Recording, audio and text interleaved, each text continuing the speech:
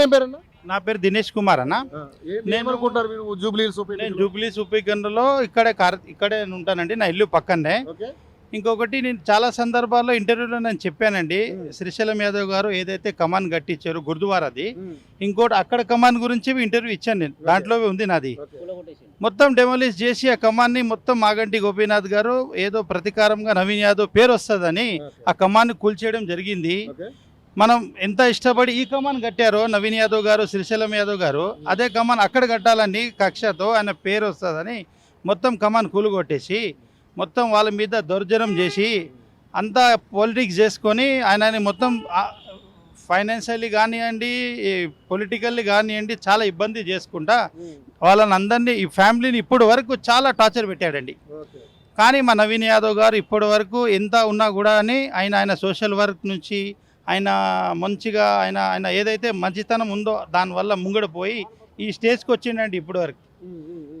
ఇప్పుడు రావడం కావడం అది ఇప్పుడు ఆయనకు రేవంత్ రెడ్డి కాంగ్రెస్ గవర్నమెంట్ బి అవసరం లేదు. ఈ టైంకి ఆయన పేరే చాలు, సొంతం ఖాళీ నవీన్ అన్న ఇమేజ్కే చాలు. ఈ రోజు ఓట్లు పడిపోతాయండి నవీన్ యాదవ్ గారి.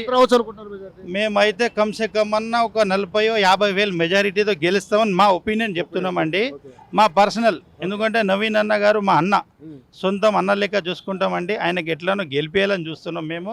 100% గెలిపిస్తాము. ఏం లేదండి, అన్ని చోట్ల ప్రచారాలు అవుతున్నాయి. ఎంపీలు వస్తున్నారు, కార్పొరేటర్లు వస్తున్నారు, ప్రతి చోట 2-3 రోజుల నుంచి మేము ప్రచారం చేస్తున్నాము. సీతక్క గారు వస్తున్నారు ఢిల్లీ. మొన్న మన ఏం పేరు వాళ్ళు పొంగులెట్టి గారు వచ్చారు. మళ్ళా ఇంకోటి పొన్నం ప్రభాకర్ గారు వస్తూనే ఉన్నారు. ఆల్రెడీ 2 months నుంచి ప్రచారాలు జరుగుతున్నాయి. సోషల్ మీడియాలో అన్నీ తెలుస్తున్నాయి. అగోండి మొన్న మాకు 12 years అవుతుంది, ఇప్పటివరకు అక్కడ శంకుస్థాపన చేశారు. మొన్న చేశారు ఎవరు? కాంగ్రెస్ గవర్నమెంటే చేసింది. మాకు రోడ్ రాలేదు ఇంటి ముంగడ అంటే నవీన్ అన్నకు చెప్తే అందరు మినిస్టర్లను తీసుకొచ్చేసి జూబ్లీస్ కాన్స్టిట్యున్సీకి 1,50,00,000 శాంక్షన్ అయినాయండి.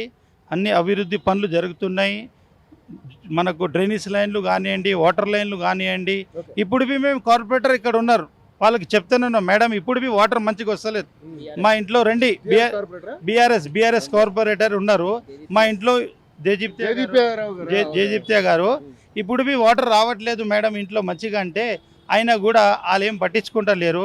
మొన్న మా నవీన్ అన్నకు చెప్తే ఆయనకు మొత్తం మినిస్టర్లు వచ్చి వాళ్ళకందరికి చెప్తే టోటలీ ఫస్ట్ అయితే మీకు వాటర్ లైన్ వస్తుంది, మీకు సివరేజ్ లైన్ వస్తుంది, మీకు రోడ్ వస్తాయి. మొత్తం శంకుస్థాపన అయిపోయింది. 100% గెలుస్తుందండి.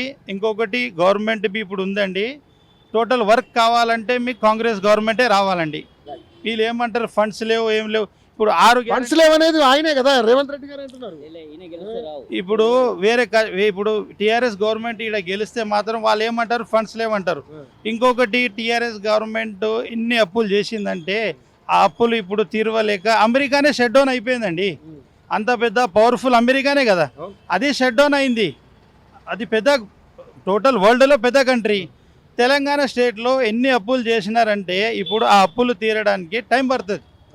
టైం అయిపోయిందా? 5 years అయిపోయిందా? 2 years అయింది. ఇంకో 2 years 1 year మధ్యలో అన్నీ క్లోజ్ అవుతాయి. అన్ని అభివృద్ధి నడుస్తున్నాయి. ఆల్రెడీ ముంగడు పోతూనే ఉన్నారు. మొన్న 2 కోట్ల చిల్లర మున్సిపాలిటీకి ఇవ్వడం జరిగింది. అభివృద్ధి నడుస్తూనే ఉన్నాయి, నడుస్తుంది, టైం నడుస్తుంది, మంచిగానే అవుతాయండి.